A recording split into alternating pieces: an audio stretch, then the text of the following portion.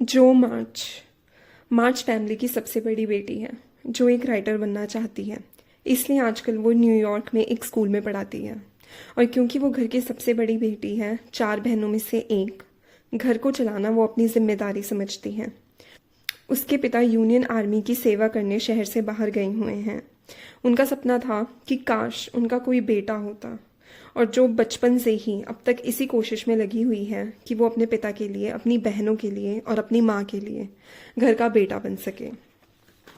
School में पढ़ाने के साथ साथ वो अपने लिए शॉर्ट स्टोरीज भी सेल करती है। ये मूवी 1800 शताब्दी की सोसाइटी को दर्शाती है, जिसमें लोगों के लिए वुमेन की सोच बहुत ही नेगेटिव हुआ करती थी।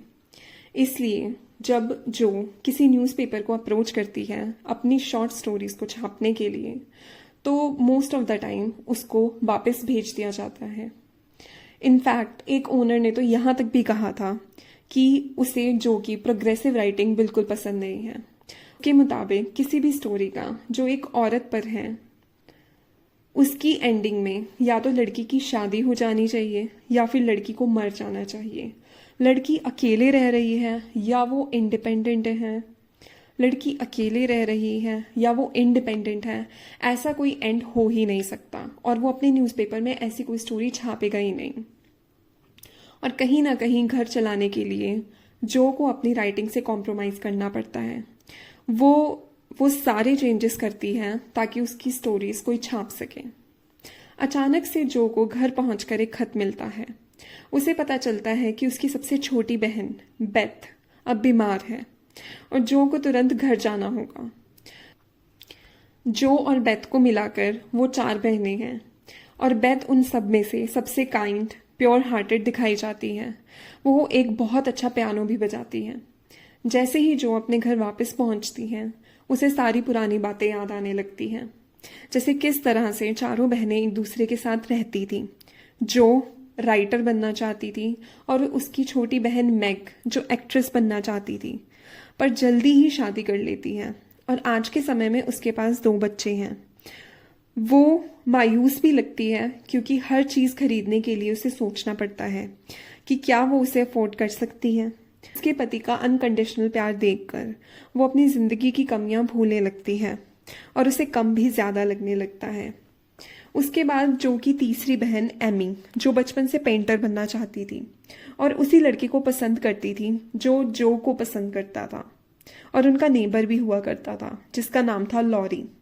जिस दिन लॉरी जो को पहली बार देखता है, इनफैक्ट उसको पहली ही नज़र में जो से प्यार हो जाता है। बट जो वो बहुत एम्बिशियस थी। उसे लगता था लॉरी क्या, वो दुनिया में किसी से भी शादी नहीं कर पाएगी। तो जब तक जो को रियलाइज होता है कि लॉरी उसके लिए कितना इम्पोर्टेंट था और वो उसके साथ खुश रह सकती थी, तब तक लॉरी उसका वेट नहीं करता और उसकी बहन से शादी कर चुका होता है। और जो को उन दोनों को एक्सेप्ट करना पड़ता है। वो इनसाइड अपसेट होती है क्योंकि हाल ही में अभी बेथ की भी डेथ हो चुकी है, और वो सारी मिक्स्ड फीलिंग उसकी माँ के सामने निकल आती है जब वो फूट फूट के रोने लगती है। बहन की मौत, अपने बचपन के दोस्त जिस पर वो अपना हक समझती थी, आज वो और किसी के साथ नहीं बल्कि उसकी बहन के साथ है। उसका राइटिंग करियर जिसके साथ उसे कॉम्प्रोमाइज़ करना पड़ रहा है। इसके अलावा ज़िंदगी में उसे आज तक कुछ आता ही नहीं, उसने कुछ किया ही नहीं। ये सब कुछ जो अपनी माँ के सामने कन्फेस करती है, और वो भी चाहती है कि वो जिंदगी में खुश रहे। वो डिसाइड करती है कि वो अपनी लाइफ के ऊपर एक नॉवेल लिखेगी जिसका नाम है लिटिल विमेन। और इस तरह कहानी के एंड में वो लड़की को ना ही अकेला दिखाती है, ना ही मरा हुआ दिखाती है।